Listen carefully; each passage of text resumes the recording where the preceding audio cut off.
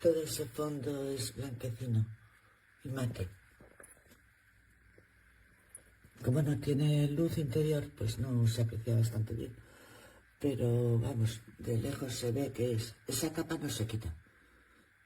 Es ya permanente. Y el microondas tiene un mes escaso.